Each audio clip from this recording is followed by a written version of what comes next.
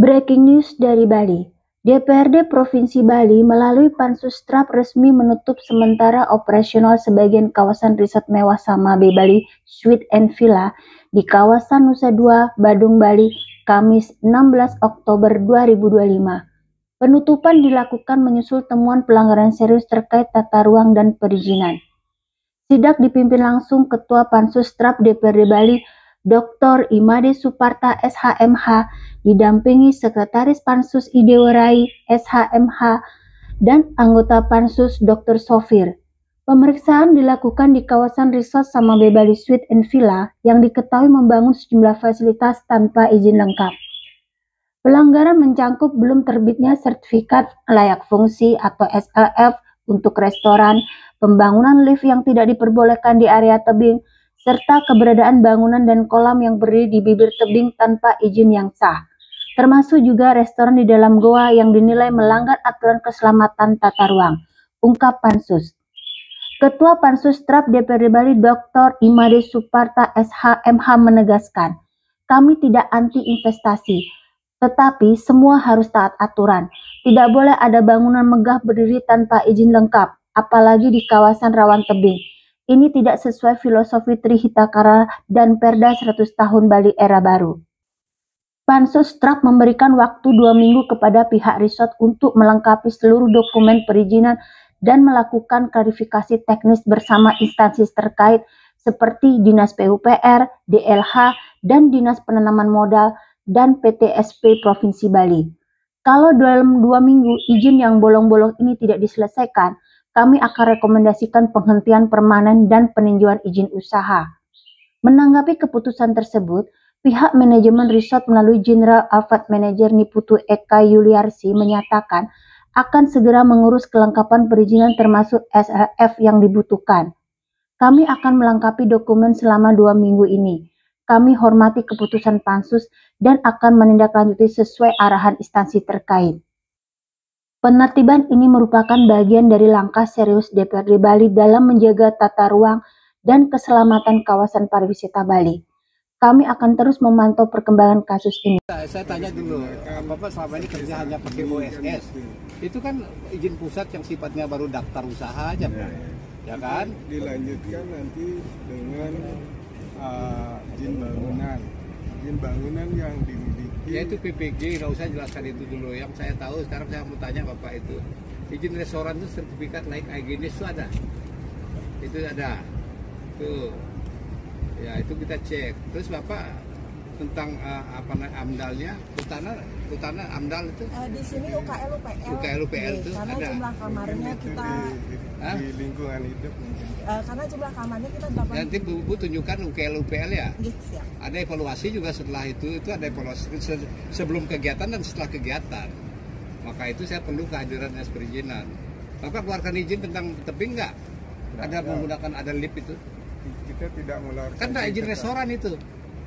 Kita Beda, Pak. Untuk itu tidak ada kita. Makanya Bapak harus jelaskan yang dimiliki ini yang ya, kita sampaikan Pak. Biar paham Pak. Ini kita sedang evaluasi dinas-dinas perizinan Pak. Makanya itu terap ya, tata ruang, aset dan izin.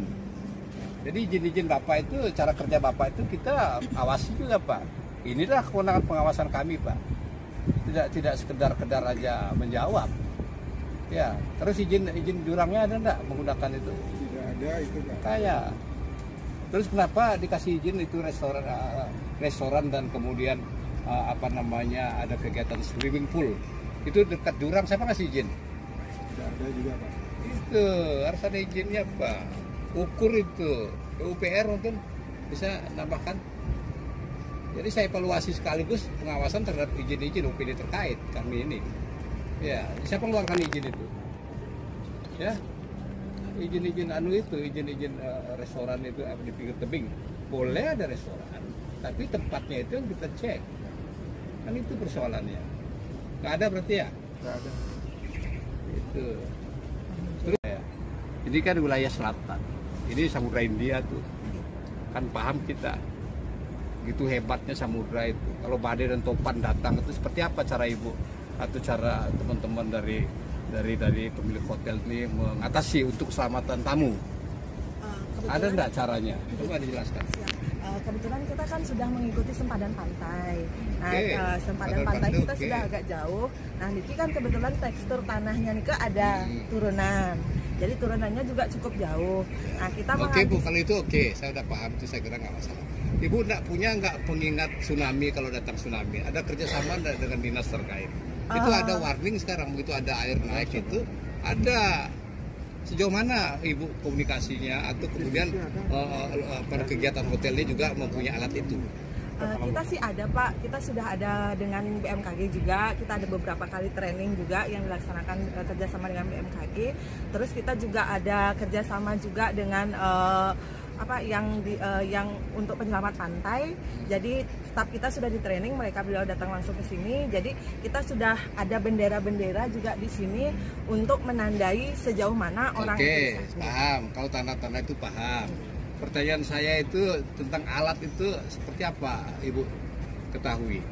Kalau alat untuk tsunami, kalau ada tsunami itu kan Samudra India. Iya, iya. Punya Kalau nggak Ibu? alat untuk mendeteksi tsunami kebetulan belum Pak. Nah, itu. BMKG-nya punyanya berapa alat? Ibu ada sempat tanya? Belum. Kami juga akan awasi BMKG.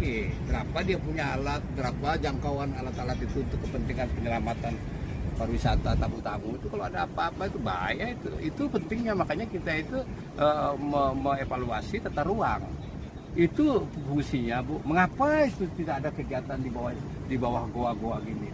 Kalau ada korban ini itu pidana Bu, besar sekali itu. Jadi ancaman hukumannya ada di regulasi itu, ada mengatur sanksi administrasi, ada sanksi pidana. Kalau sanksi administrasi itu penutupan kegiatan, pencabutan izin, ya itu pemberhentian sementara, itu administrasinya, pembongkaran. Tapi kalau pidananya itu pasal 73 Undang-Undang Tata Ruang itu besar sekali itu Bu, 15 tahun itu. Itu yang bertanggung jawab adalah pemilik hotel, bukan siapa-siapa.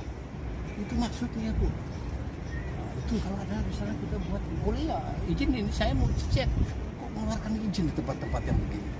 Itu Pak kembangkan Pak izinnya itu. WSS saja tuh kegiatan ada itu kita. Nanti adalah PPG SFR Pak. Nah itu belum kalau ada, Pak. dulu PPG sekarang kalau dulu IMB kalau zaman dulu itu maksudnya mengapa itu izin itu dibuat kayak gitu? Kalau saya katakan Pak, 15 tahun tidak ada yang punya itu. Begitu juga tebing kalau ada ini cara mitigasi yang kita evaluasi, titik-titik mitigasi itu dia mitigasi bencana, rawan bencana itu. Ini buat itu juga kebaikan pembuat. Ini supaya kepentingan Ibu ketika ada hal-hal yang tempat dilarang ada korban, ada bencana itu maksudnya. Selamat siang Bu, mungkin bisa dijelaskan terkait penutupannya ini, tanggapannya seperti apa Bu Eka? Baik, karena tadi seperti yang disampaikan mungkin kami perlu untuk segera mengurus perizinannya. Jadi sebelumnya kami memang sudah dapat rekomendasi bahwa ini bukan gua, tetapi karena menurut beliau ini perlu perizinan yang berbentuk SHF karena terdapat restoran di sini. Jadi kami akan segera mengurus perizinannya sesuai dengan tenggang waktu yang beliau sampaikan untuk melengkapi dokumennya selama sekitar 2 minggu. Nah, tapi nanti kan kami kembalikan ke dinas terkait nanti untuk penyelesaian prosesnya. Tapi untuk pelengkapan dokumennya kami akan usahakan dalam waktu 2 minggu tersebut. Berarti dengan rekomendasi penutupan dari Pansus, Ibu setuju Bu ya, tidak ada paksaan ya? Karena beliau menemukan seperti itu, saya mau bicara apa, saya juga tidak bisa menyatakan apa-apa ya. Jadi kami terima saja keputusan beliau yang menyatakan seperti itu. Karena memang kami memang belum memiliki SRF terhadap gua tersebut. Terima kasih Bu. Ya, udah pejabat provinsi maupun kabupaten, ada Pak Camat dari bawah juga, ada Pak Lurah, Bu Eka, terima kasih ya. Mohon maaf kalau ada yang kurang. Saya tutup dengan para Bu Santi, Om Santi Om.